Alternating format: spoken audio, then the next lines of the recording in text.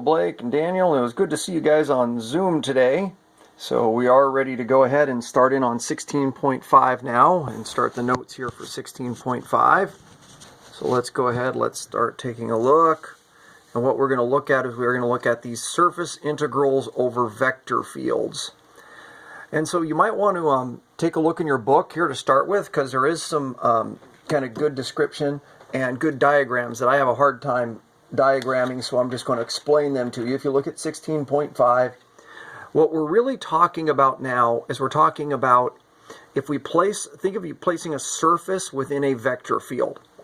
And of course the vector field is going to have an orientation to it. In other words, the vectors are going to be pointed in some particular direction.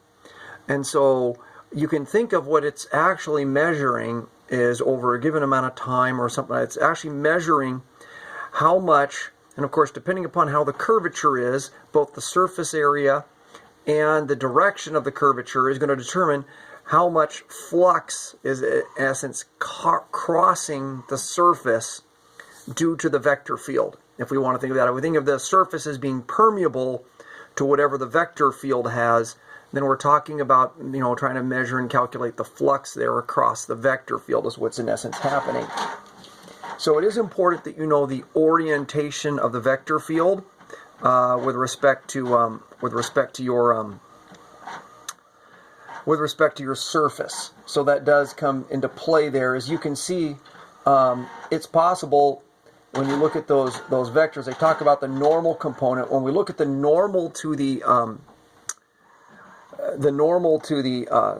surface, there's two different ways the normal can go. The normal can move across the surface in one direction, or it can move across the surface in the other direction. And so we do have to speak of its correct orientation, because when we combine that with the vector field, the orientation is going to make a difference with regard to the vector field, where the orientation is essentially with the field or against the field, that type of situation.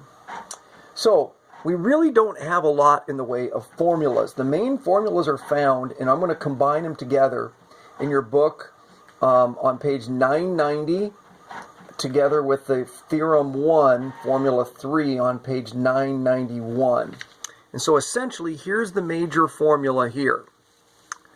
So what we see is we have this surface. We're going to integrate over our vector field F, dotted with ds, that's the differential there in our surface, plus the double integral there of over our particular domain D of the vector field, and now that's dotted with the normal vector, and that's ds. That normal vector becomes the key part there from our surface. Notice that here we have the dot product vector, and this is a vector. Now that we have the normal component here, this ceases to be the vector there, and so we go from there. So this is going to be equal to, we have the double integral here, and here's the formula. Here's what we're going to use most often to calculate this, is we're going to take our vector field with our parameterization here, our g of uv in there, dotted with our normal vector using the same variables as our parameterization. All right, let's take a look at how we're going to do this. All right, number 2. Number 2 gives us a vector field. The vector field there is y, negative x, and x squared plus y squared. And then we have the equation here, z equals to x squared plus y squared, where we're talking about only the x squareds plus the y squareds that are less than 3. And it does express what this is, so we can look at this and see. It tells us that in this case we're talking about that z equal to x squared plus y squared. That is a paraboloid, and so we're talking about the portion of the paraboloid within this cylinder. If we want to think of it that way, is what's happening there. So when we go to calculate this, the first thing it asks us to do is show that the dot product of our vector field with the normal vector is equal to r cubed if we parameterize here x with r cosine of theta and y with r sine of theta. So that would also, when we do that, we notice that would also make this z becomes our r squared if we were to go and substitute in there and do that. But we'll see that here in a moment. So first, let's look at our function. So if we express g in terms of r and theta, then what we find that we get is the way that we parameterize our x, y, and z, it's going to be r cosine theta, r sine theta, and our z in this case is r squared. And that's where theta ranges from 0 to 2 pi. And we know r in this case, since we're restricting, this is our r squared is restricted to less than or equal to 3. Our r must be from 0, it's hard to see that 0 there, less than or equal to radical 3. And so now we're going to go ahead, and if we're going to calculate, so we'll use this to calculate our f of g right there, but we also need to have our normal vector. So to get our normal vector, we have to take our partials with respect to r and with respect to theta. So doing our partial, our tangent, these are our tangent component vectors. Tangent with respect to r is going to be cosine theta. Remember, this is a vector, sine theta, and 2r. Our tangent with respect to theta is going to be negative r sine theta, r cosine theta, and 0. So those are our corresponding tangent component vectors. Now we can find n by getting a cross product.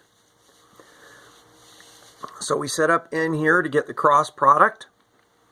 So crossing first for the x component, we see that we've got 0, and then we've got minus, and it becomes 2r squared cosine. So we've got negative 2r squared cosine of theta for our x component.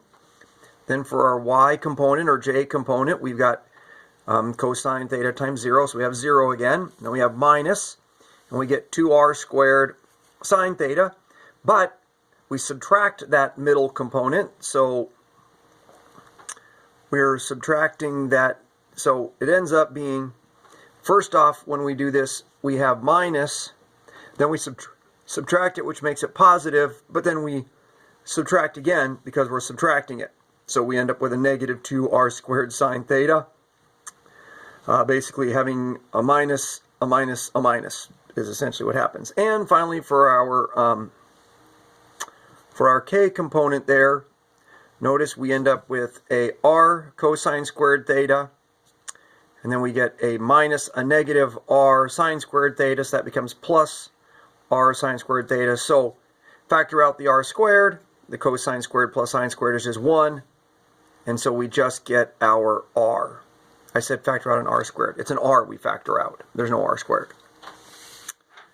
All right, now we can go ahead and now we can express our, we have to re-express our f with our parameterization. It's pretty straightforward to do there. So we know this is our parameterization here, so we express these in terms of that. So we've got for y, for our first component, for our x component, we have what we parameterized y with, r sine theta. For our y component, we have negative x, so we have negative r cosine theta. And for x squared plus y squared, we know that's r squared. Now we can do our dot product. So we're dotting this vector and this vector together. So as we do that, as we multiply these together, we get negative 2r cubed sine theta cosine theta. Then when we multiply these two components together, it's like we'll get plus 2r cubed sine theta cosine theta. And then when we multiply these together, we get r cubed. Well, these we can quickly see cancel out, so we just have r cubed. So we've accomplished part A. We have shown that it is true that f dotted with n is going to be r cubed when we parameterize it in this fashion. Now for part B asks us to go ahead and find the double, if I'm looking here correctly, find that double integral f dotted with ds, or show that this is first equal to, we want to show that it's equal to the integral 0 to 2 pi, the double integral 0 to 2 pi, 0 to 3 of r cubed dr d theta, and then evaluate. So, first off, re-expressing this, we know this is going to be here. That's just a general expression of this form here. Going from this statement, oh, sorry, you guys can't see that. That's just a general re-expression going from here to here. But we know that that is going to be equal to, we want to show that this is equal to this, which means we have to show this is equal to this. So what we have to do is, we've already done this. We already showed that that thing there is r cubed. So that's pretty easy to do. So that demonstrates that this is equal to this. And now here we go to evaluate. So evaluating, break it up into two separate integrals. This one we know is going to be theta, so it's going to be 2 pi minus 0 or 2 pi. This one here is going to be 1/4 r to the 4th evaluated from 0 to radical 3. 2 pi times 9 over 4, and we get 9 pi over 2. So there's our evaluation. All right, let's look at one more. So number 8 gives us the following situation. They give us a vector field, x, y, z. They give us a sphere, a unit sphere, x squared plus y squared plus z squared equal to 1. And what they want us to do is just compute the integral of the surface of that sphere only in the region where z is greater than or equal to 1/2 and less than or equal to radical 3 over 2. Well, once again, we want to parameterize this. And we want to parameterize this in terms of, since we do have a constant radius there for our surface, it's 1. We can parameterize it in terms of theta and phi, using our radius of 1. And they do want us to do this with an inward pointing normal vector. So we do have to use the inward pointing normal vector when we do this. So, going ahead here, first thing, we parameterize using cylindrical coordinates. And remember, our r is a constant, it's just 1. So we can get our cylindrical coordinates here. Then, after we have those, and I should be familiar with those, now what we can do is I can go ahead and, the challenge is finding out, well, let's look at a picture here. So the challenge is, when I go to define this portion of the sphere, the challenge is determining what these values of phi happen to be.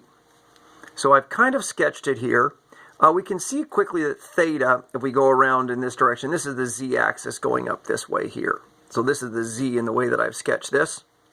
So we can see that in the xy plane we make a complete circle. So the theta is going to be 0 to 2 pi.